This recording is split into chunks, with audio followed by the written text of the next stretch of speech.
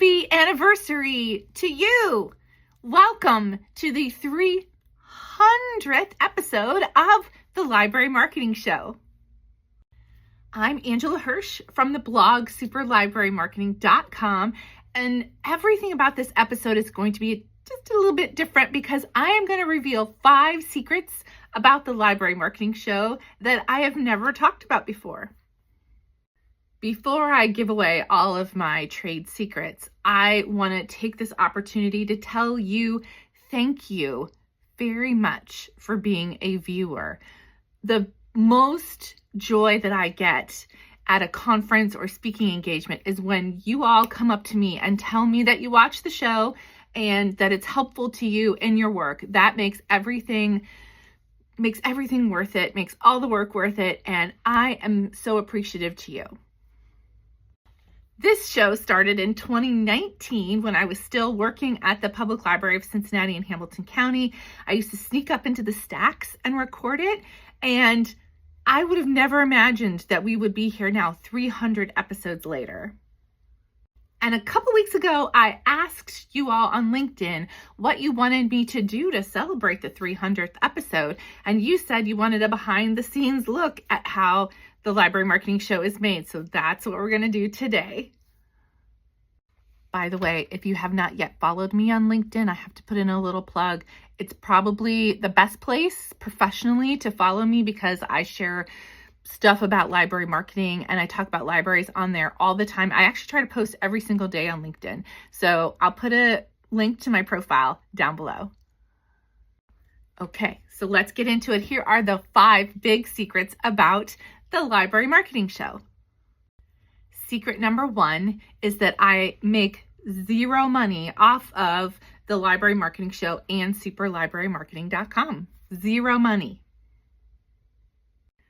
I know you see ads on the website. That's because I don't pay for the version that takes the ads off. This is really just a passion project for me, and I have a job. I have a regular job. It's great. It's at Novelist. And so I just do this for free for you, and I love it. Does that make me weird? Secret number 2, I use a Google Doc to keep track of all of the requests from viewers for topics for upcoming episodes and kudos. It's not fancy, but it works for me. So if you ever write in and ask me to cover a topic for a future episode or nominate someone from kudos, I will copy and paste your email into my Google Doc, do whatever research I need to do to answer your question, and cover it in a future episode. Secret number 3 is that I usually record episodes between 2 and 4 weeks before they air. So if you ever see an episode where I'm like wearing a sweater and it happens to be like 90 degrees out when you watch it, it's because I recorded it probably 2 to 4 weeks ahead of time. I like to be prepared. Secret number 4 is that when I record an episode, I use an outline, but I do not use a script. I actually started the Library Marketing Show to get better at public speaking. I was good at speaking off a script, but not good at speaking just off the cuff. And so this is my attempt to continue to practice and like form thoughts in my head. I know that sounds crazy, but yeah, no script. And recording usually takes me between 10 and 20 minutes. I usually do it at the end of the day after my work.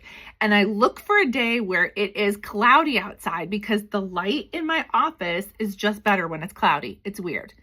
I made a time lapse of myself recording an episode, last week's episode. In fact, here it is.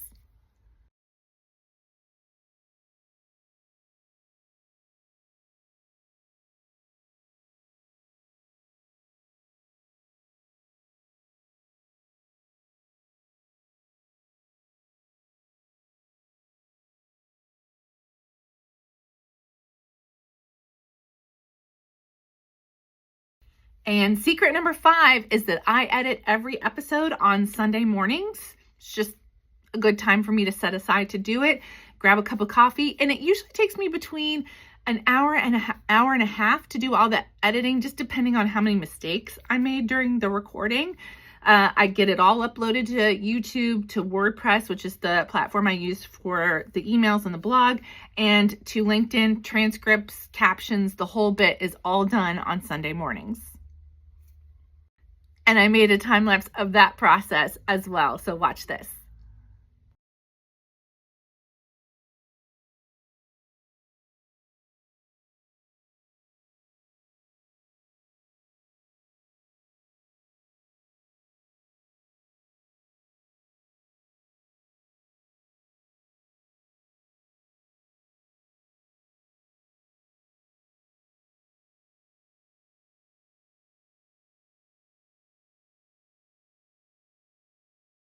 So that's it, the 5 secrets of the library marketing show. Is there anything else you want to know about how I put this show together?